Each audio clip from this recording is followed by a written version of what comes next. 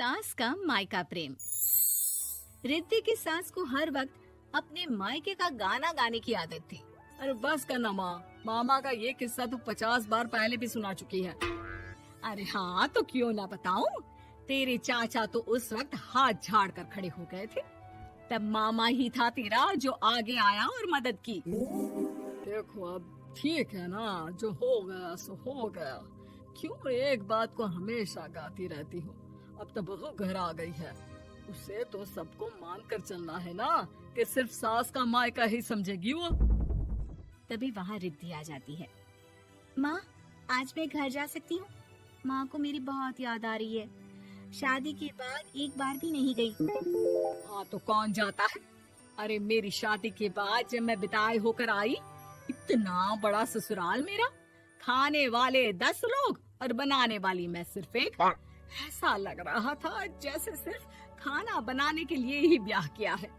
वो तो मेरा भाई था, गांव से एक काम करने वाली चाची को भेज दिया जो मेरा हाथ पटाती थी, और उसको पैसा, खाना, कपड़ा, रहने के लिए कमरा, वो सब किसने दिया था? तुम्हारे भाई ने। ये मामला रोज का था। ससुर भी जब गुस्सा होते तो वो सारी बात कह देते जो उनके मन में इतने समय से चल रही थी। मेरा भाई, भाभी, भतीजा, भतीजी सब छुड़वा दिया। मैंने जीवन भर सिर्फ तुम्हारे परिवार वालों से निभाया, लेकिन अब भी चैन नहीं है तुमको। बहू के सामने सास को लगा कि उसकी बेइज्जती हो रही है। अब सुन बहू, अपने कमरे में जा, कहीं नहीं जाना मायके वायके। घर का काम कौन करेगा? पड़ोसन।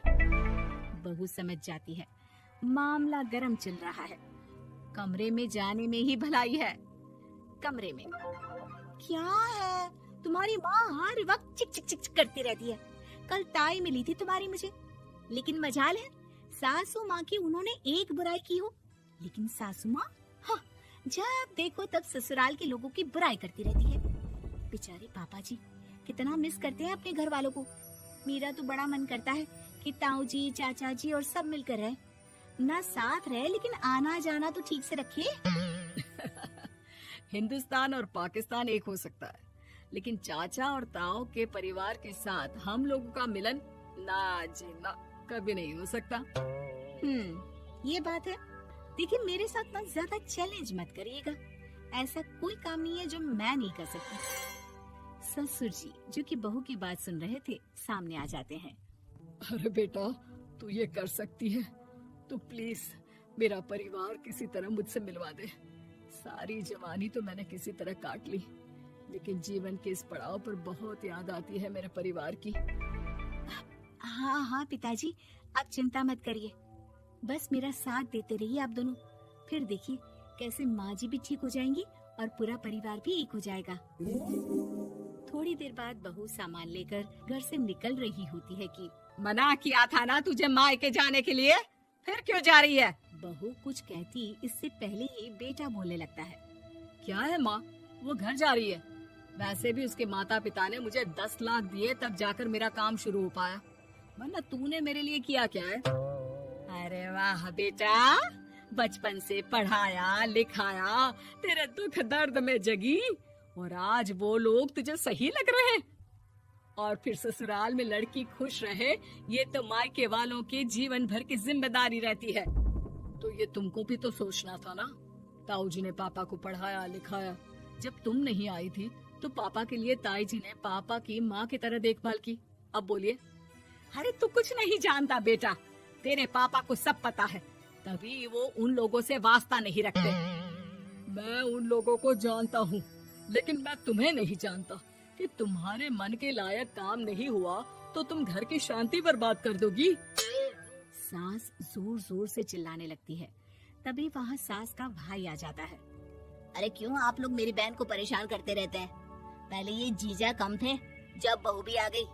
बहन, मैंने तो 30 साल पहले ही बोला था, अपना हिस्सा ले और छोड़ इन लोगों को, चल अपने साथ। बहू समझ जाती है कि मामा ससुर की नजर किस पर है।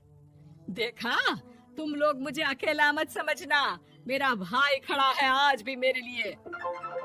बहू मायके जाती है और आते वक्त साथ में एक नौकरानी ले आती है। अरे बहू, कुछ खाने को दे दे।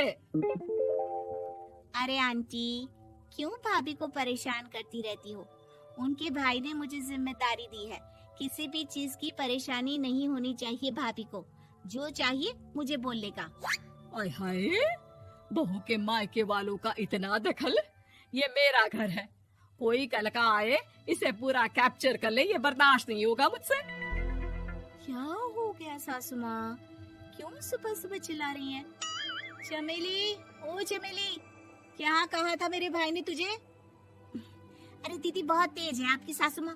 मैंने तो बोला कुछ चाहिए तो मांग लो मुझसे। अरे निकल यहाँ से, घर को रेलवे स्टेशन बना रखा है, जो देखो वो घुमा जा रहा है यहाँ से वहाँ।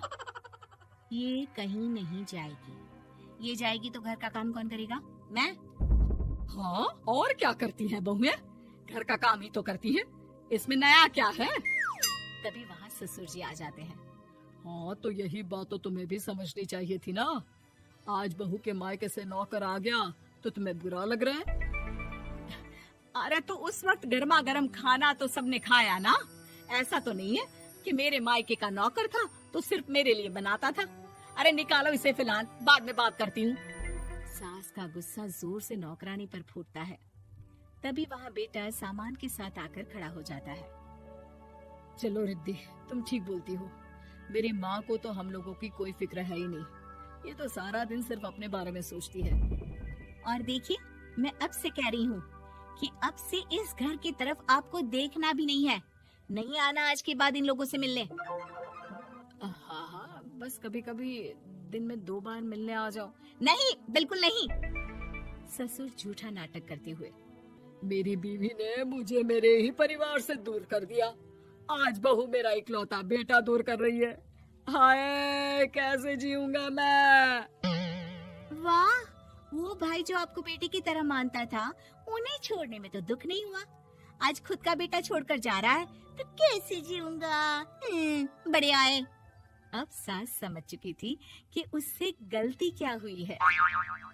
मुझे माफ कर दे बहू, अब मेरी समझ में आ गया कि अपनों से दूर कर बीवियां पति का भला नहीं बल्कि उन्हें जीवन में अकेला कर रही है। मुझे माफ कर दे, मैं अब सबसे माफी मांग लूंगी। ससुर जी दूर से बहू को थम्स अप दिखाते हैं।